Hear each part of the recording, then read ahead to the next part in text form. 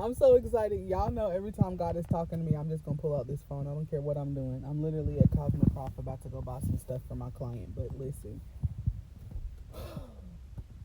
Jesus is so good, y'all. Hold on. Okay.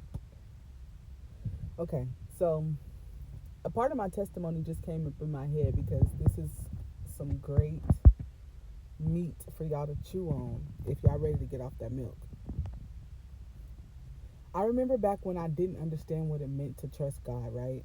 So I thought that I was following him just because I always would say I loved God because I knew that he was the one pulling me through situations. But then I had to look at my heart posture, right? When I finally moved out of town and focused on God for real.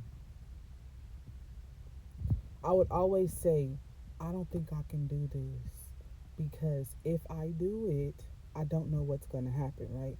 And I thought that that was just logical. Um, I wanted to move out of town ever since I was a kid. I was supposed to move to Hollywood when I was 17, but I wound up staying in town to help my family and then also because I was just scared to move to Hollywood. But I had a scholarship to go to a acting college out there. And so my whole life after 17, I kept wanting to move. And I would message people who lived out of town and ask them, if I moved, could I stay there for a little bit? Or I would Google and see, okay, if I move out here, how much is this going to cost? Okay, and then also I had a celebrity hairstylist named Wendy Isles who had a job offer for me for a good 5-10 years. She kept messaging me and I would message her. We would email each other, and she was like, if you move to California or to New York, I have a job for you, but it's freelance. So in my head, I'm like, dang, if it's freelance, that means that I'm gonna get a job. Let's say they pay me 5,000 for the job, but I don't know when's the next time I'll get another one. So instead of me being like, okay, God is going to provide because He provided this experience for me to begin with, He provided this open door for me to begin with. He's not going to bring me here and then just leave me. I would keep saying, oh, I can't do it yet. I can't do it yet. And this is before I even had kids. Fast forward to 2021. I'm leaving my second abusive relationship with broken ribs and 4 kids. It wound up being 5 because I got my nephew back. I had been taking care of my nephew since I was 18. So, 5 kids. I did not think about nothing. I moved out of town. I pedal to the metal, moved out of town. Baby, I was at my cousin's house for a week, and then I was in a domestic violence shelter for 4 months, and then I've been on my own since. And God provided all the way through that situation. Provided me with the job at a warehouse while I was in the shelter.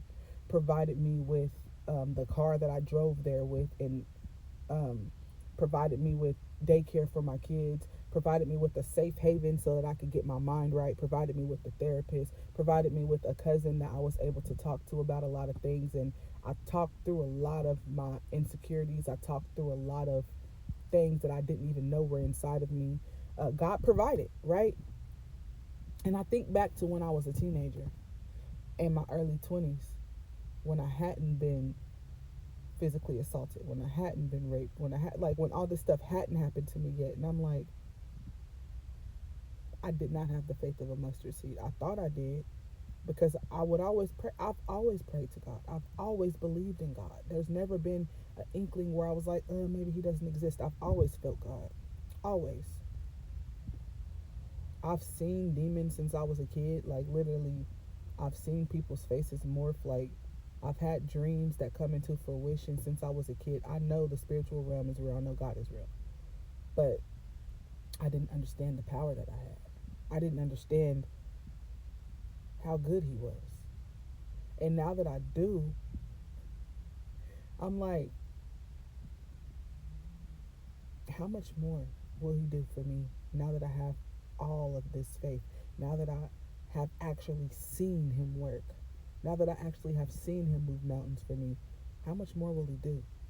Because some people have to see it to believe it. Back when I didn't see it, I still loved God, but I don't think I trusted Him all the way.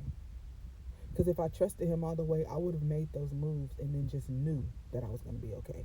I wouldn't have been like, oh, if I moved, then something might. No, I just would have knew I was going to be okay. But now I've been through all these things, and when I had nobody to rely on but God, He showed up and showed out. But back when I had a man and I had family and when I had people and things to fall back on and to ask questions to, I wasn't looking at God. I wasn't like, Lord, should I go here? Lord, are you going to provide for me if I go here? Lord, da da da. Like, I wasn't doing that. So for anybody who is questioning whether or not they should take that leap or take that step, please don't have to go through all the stuff that I went through. I went through 11 years of abuse before I finally moved out of town. I could have moved out of town years ago.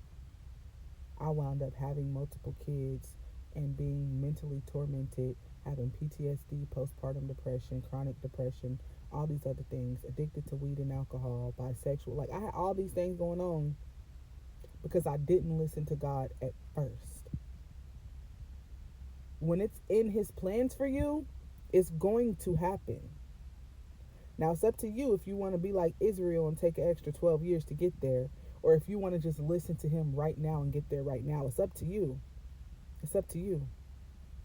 But I just wanted to share that with y'all because He's so good and His word never changes and His plan for your life never changes. You might change, but He doesn't. And if you fall off, He's going to be right there on that track waiting for you to come back with His hand open.